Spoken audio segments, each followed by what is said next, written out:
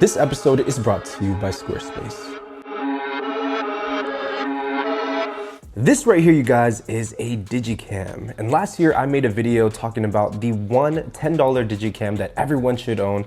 And at that time it was just 10 bucks. And that video completely blew up. And it seems like you guys really love the Digicam culture. So today I want to talk a little bit about my personal favorite Digicams, show them to you, talk about it, maybe even show some sample photos. Because out of all of the different Digicams that I've personally tried and shot with, these three are the main ones that I personally feel like are the best performers, as well as the best value for money. But without further ado, you guys, if you guys are interested in the Digicam culture and just want a small pocketable camera that you can take with you everywhere to document and photograph your memories, be sure to stick till the very end, and let's jump right in.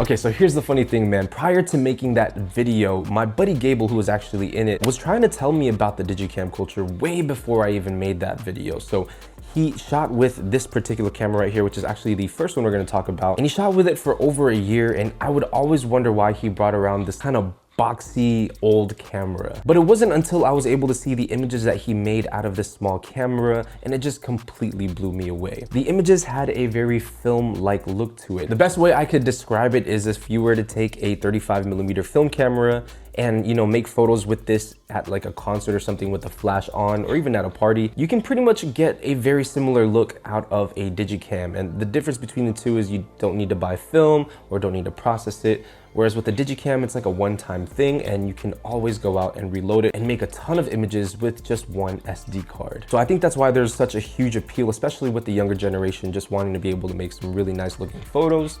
These can be pretty inexpensive, and if you find a good deal on them, the images come out amazing. So enough of that talk, let's jump into the main personal Digicams that I enjoy. So the first one here is the Canon PowerShot SD1000. Now this is the one that Gable shot with in the video, and one of the features that we really liked was, one, it has like a little viewfinder here on the back, which is nice, you can look into it. It also has a nice optical zoom. I believe this has like 6 megapixels, I believe. You don't need a ton of megapixels anymore. But the main driving force behind this was that it has a really nice look to it when you shoot it with flash. So I'm gonna pop up some images here and just look at the insane quality that you get out of a small camera like this. It's really fun. And if you're into like boxy shapes and you know whatnot, the SD1000 is the perfect camera because it has a perfect shape to it. It's really nice, it's super small, smaller than the palm of my hand. It can fit in any jacket pocket, any purse, bag. Man, I take this thing everywhere with me just to kind of snap photos in between me taking photos on film. So that's the SD1000. There is a little variation though. Anything from the Canon lineup that says SD, you know, 400, 600, 1000, they're all fairly similar. Now that is what I would consider to be sort of like your entry-level Digicam. But if you're looking for something that is gonna be a little bit more substantial, that's gonna be a little bit heavier, maybe has a couple of extra features and more megapixels, next Digicam on this list, folks, is the Canon S95. Now the Canon PowerShot S95 here is one of the most popular Digicams because of the different features. First and foremost, it does still have that flash, which you can turn on just with a flick of a switch.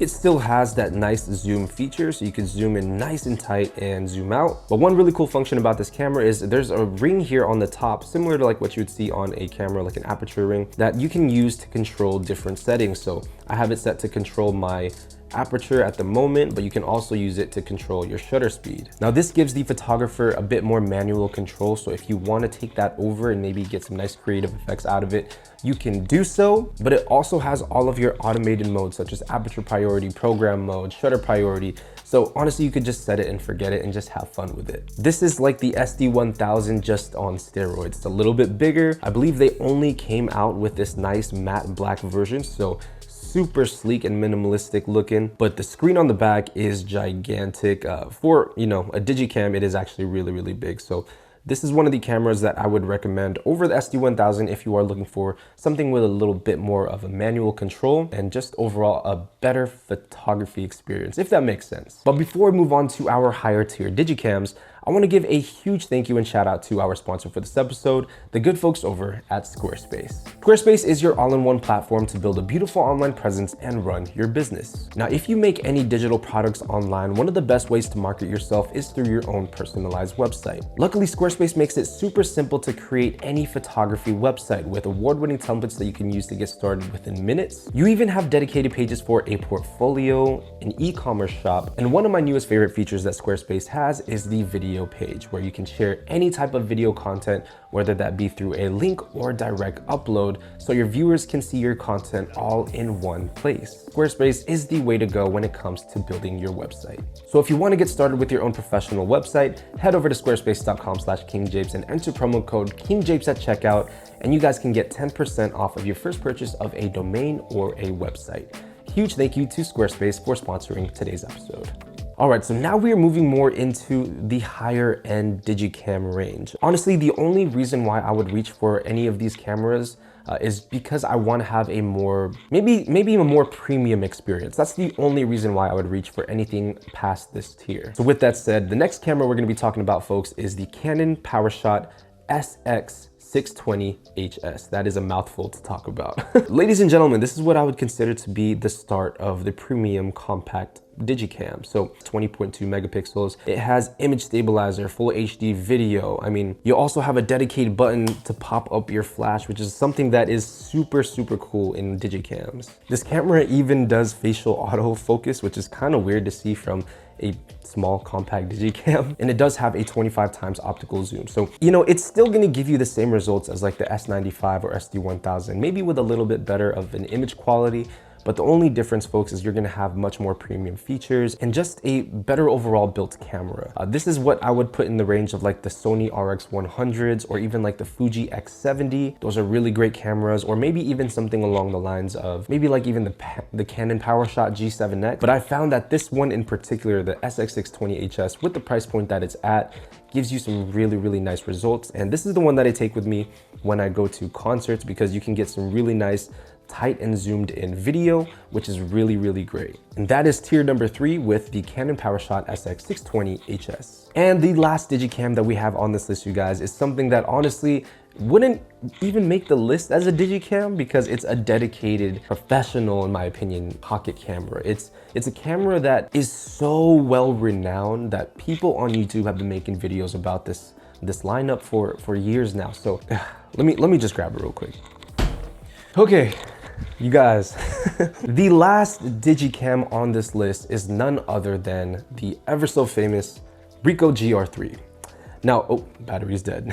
Now I know what you guys are saying, like, you know, is that really considered a Digicam?